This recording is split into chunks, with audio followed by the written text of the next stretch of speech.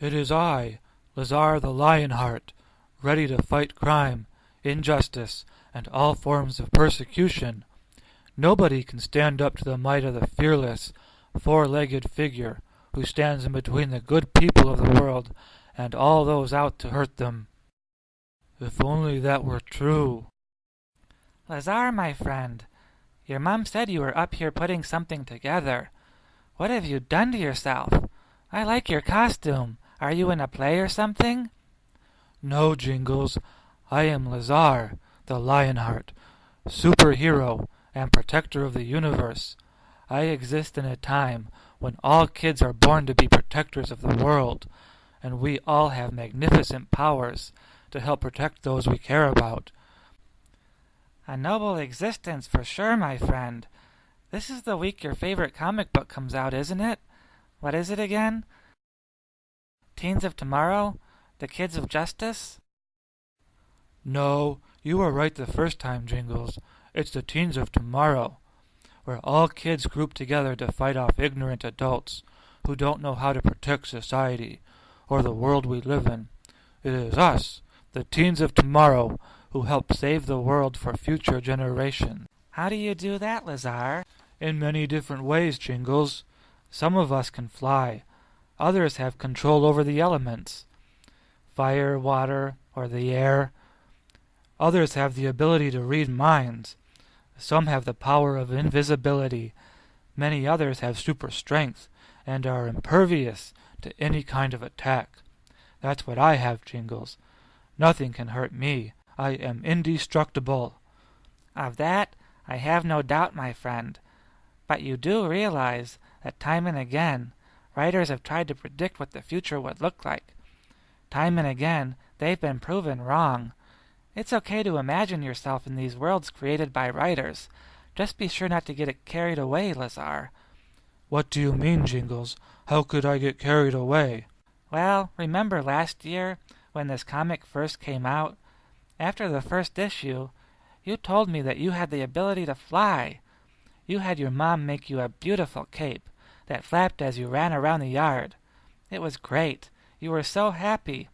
If that's where it had ended, everything would have been fine. But you remember what happened next, don't you? Well, I try not to. That's right. You climbed up the tallest tree you could find. You thought you really could fly. Then, as soon as you get to the top, you jumped. Your cape got caught on a bunch of branches, then torn to shreds as you fell through the tree. The doctor said it was a miracle you survived. That you only got a broken arm and a concussion was a true miracle. Oh, Jingles, I learned my lesson from that. You don't need to worry. But someday, when kids have superpowers...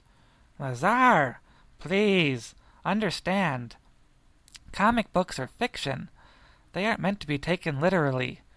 Here, Bunsen is upstairs right now, and he's got a film ready for you to see. It's one writer's take on what the future would look like. In 1940, he had a vision of tomorrow, or our today. Just watch, and see how close he came to getting it right. Did he come anywhere close? Watch and see, Lazar. Watch and see. Let the film roll, Bunsen.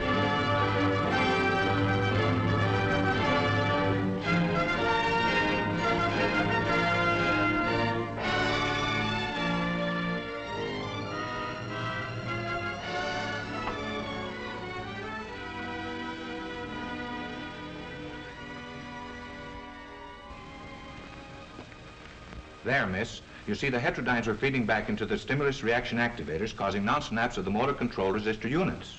Oh, that's good. No, lady, that's bad. But your regenerative circuits are tuned asynchronously, and that causes concatenation in the intermediate amplifiers. Well, that's bad, isn't it? No, that's good. From now on, I don't think there'll be the slightest trouble with your robot. Your domestic problems are completely solved.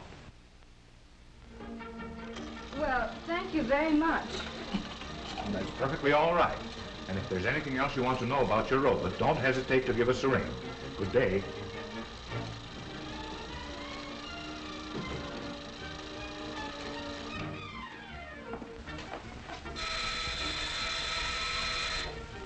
Rollo, answer the door.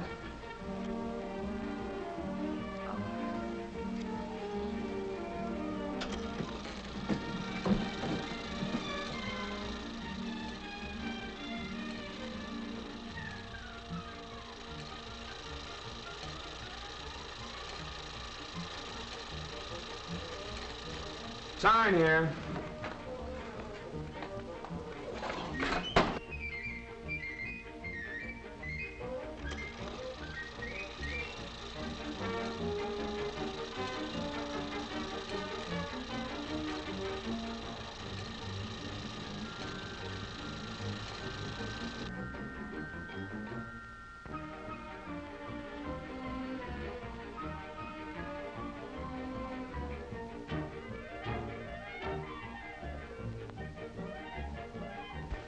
Lars, Rollo, fix.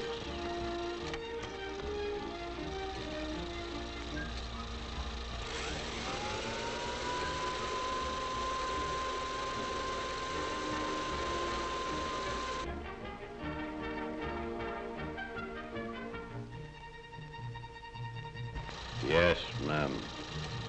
Rollo, get.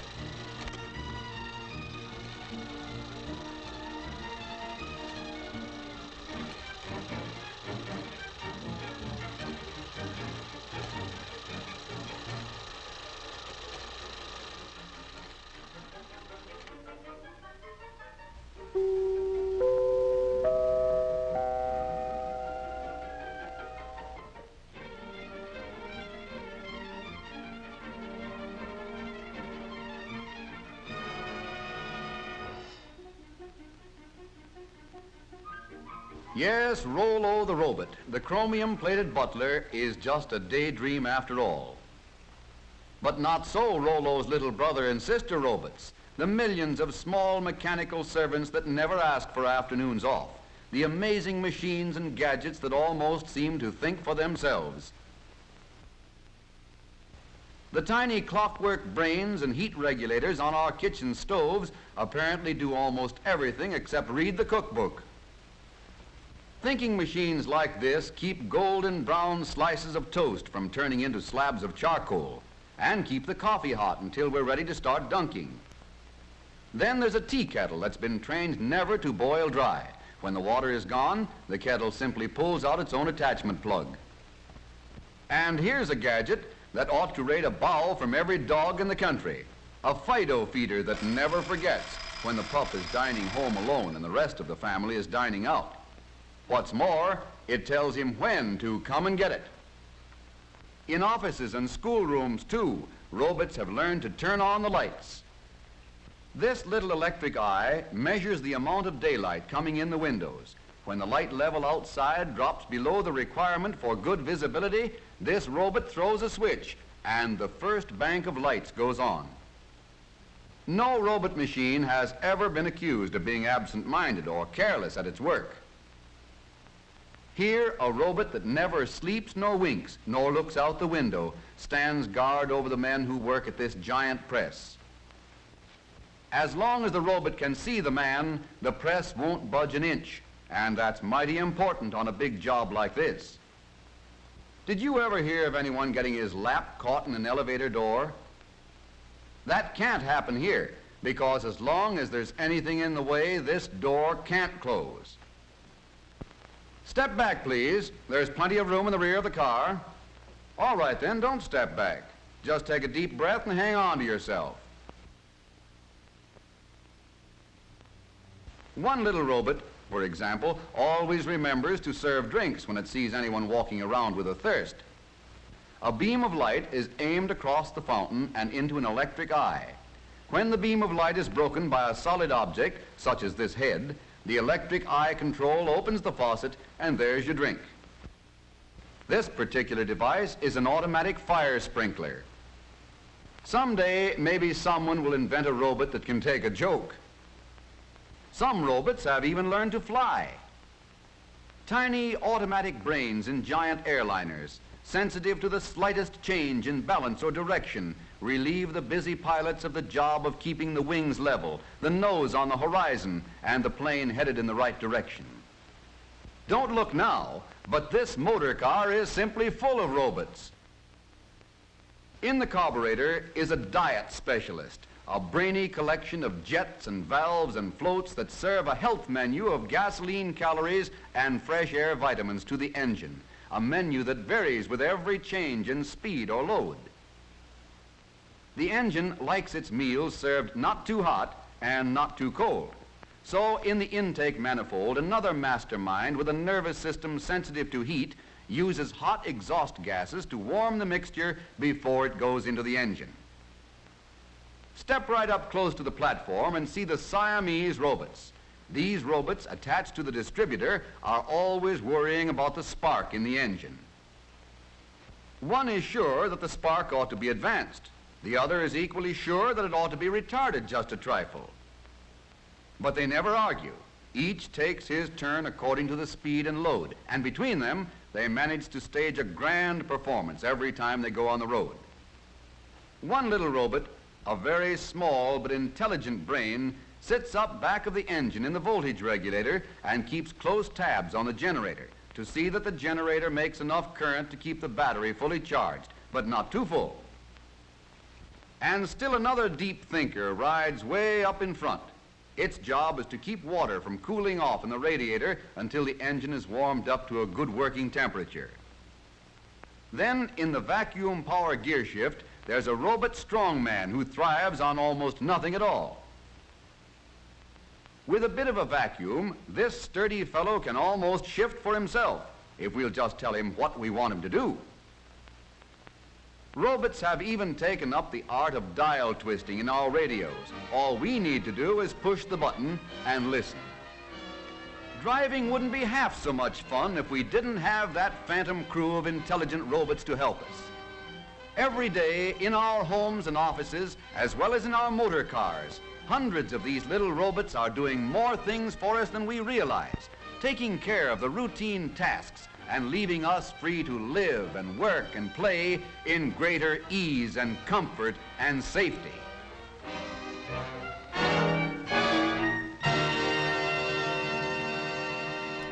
Boy, the future sure did look a lot like 1940, didn't it? Indeed it did, Lazar. When I came over to your house, your mom let me in. Where's your robot? You know we don't have a robot. But this film said we'd have them by now. Robots who could water with their fingers, vacuum with their feet. The writers and producer of this film said we'd have them by now. What went wrong? I don't know, Jingles. What? Just that having a robot that big, that complicated, it wasn't practical. It would take just as long to do something as to ask the robot to do it. Sometimes the robot, it took longer to complete a task than if a human had done it themselves. This was just one instance of a writer guessing what the future would look like, and being dead wrong. We look back on this film and find it more sad than funny. But the teens of tomorrow, that's at 100 years from now. Maybe. No maybes, Lazar. If there's one constant to predicting the future, 5 years from now, 10 years from now, 100 years from now, it's that most people overguess themselves. Overguess? Yes, Lazar. They forgot. Progress takes time. Those who predict the future seem to think we can go from horse-drawn wagons to flying cars in the space of a few years. Such transformations happen slowly and over a long period of time. I know it's nice to think that someday soon we'll be able to fly or walk through walls. But the fact is we have nothing like that now. If we want to fly, we have to get on a plane. If we want to walk through a wall, we have to knock a hole in it first. It will be centuries before humans have either of these abilities. Even the ability of great strength and being impervious? Yes, Lazar, those as well.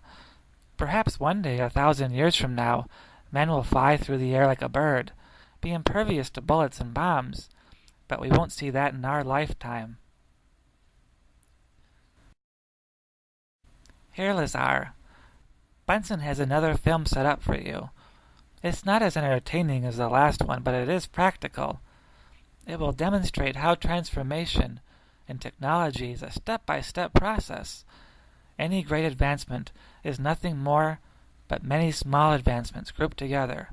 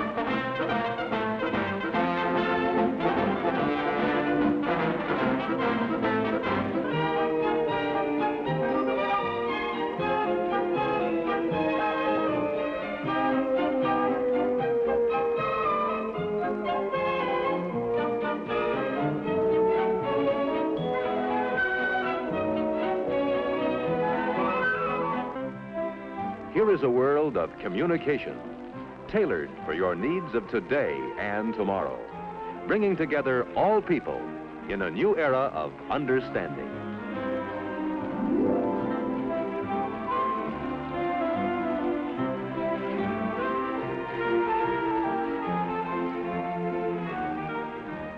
Keeping in touch by means of the amazing new Bell Boy is the Bell System's answer today for doctors, salesmen, delivery men, or anyone who must be available at all times in the fast-paced world of Century 21.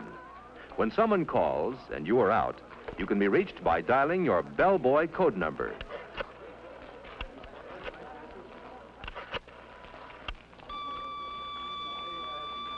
When you get a signal on the bellboy, you can go to a phone to call your office or home and get the message. This is the automatic dialer. Just listen for dial tone, insert a number card, and press the start bar.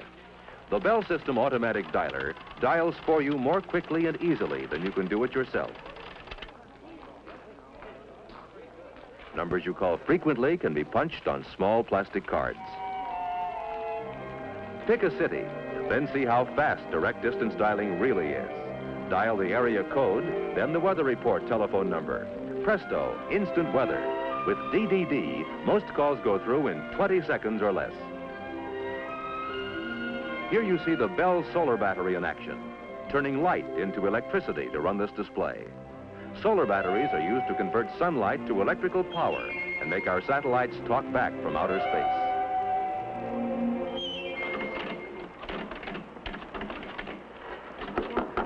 Thank you.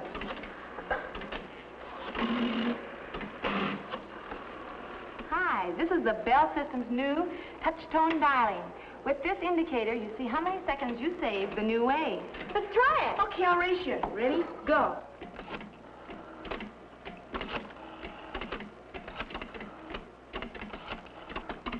I beat you.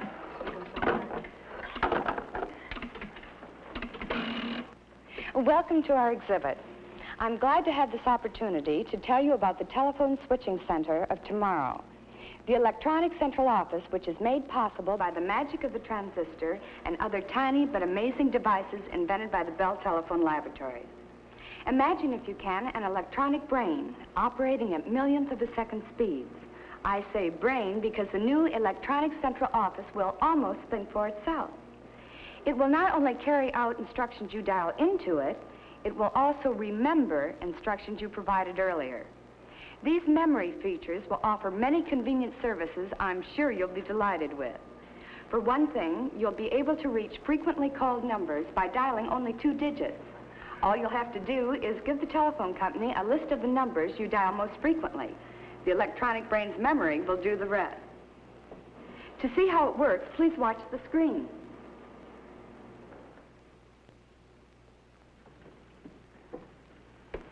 Is it time to phone Grandma? Now, let's see. All right. Now, let's say you want to call your mother, who lives in Des Moines. You call her fairly often, so the telephone company has assigned 53 as your special number for making this call. When you dial the 5 and the 3, the electronic central office's brain says, uh-oh, something special. Searches its memory for what those 2 digits represent, and dials the area code plus the full number in Des Moines for you. Hello? Hello, Grandma. Ever been invited out for an evening and had to turn it down because you're expecting an extra special call? Well, the electronic central office will solve that problem for you, too. When you do go out, it will be a simple matter to have your calls transferred. All you'll have to do is dial a special code, which tells the equipment's brain you want your calls transferred, and then dial the telephone number where you can be reached. Our amazing electronic central office will take it from there. I think it's a wonderful call for you. No, you stay there. Wait. Hello? Diane? No, this isn't Diane. It's Linda. Linda? What gives? This is Jim Morton. I was calling Diane Brown. Oh, yes, she's here. She had her calls transferred to my house. Hi, Jim. And what about those times someone has tried to call you and your line is busy? We've thought of that, too. Fine, Sarah, that's fine. I'll have the information for you at the meeting next Wednesday. When you hear the beep tone on your telephone, you know someone else is trying to reach you. Sarah, will you hold on just a minute? Someone else is trying to reach me. All you do is flick the switch hook to hold the first call while you Hello? take the second. Oh, hello, dear. I was just talking to Sarah. I see. Okay, dear, but you tell Fred next time he's in town he's to bring Helen, right? Bye, dear. You flick the button back and go on with your first call. Hello, Sarah? That was Bert calling. Easy as pie, isn't it? And here's another feature you're going to find handy. Now, look. Sarah, Jane knows a lot more about that than I do. Why don't we get her on the line and find out? Okay, just a minute. Want someone else on the line? That's easy, too. Flip the switch button, then dial a code number and the number you want, and presto.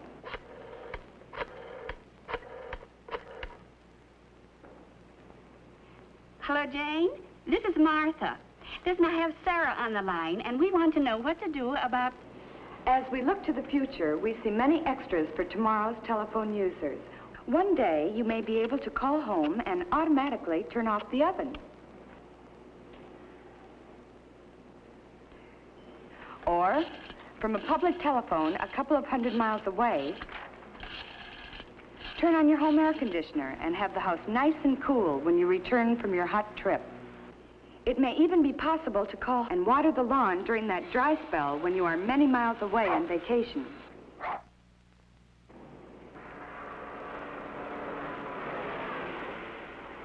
Sounds fantastic, doesn't it?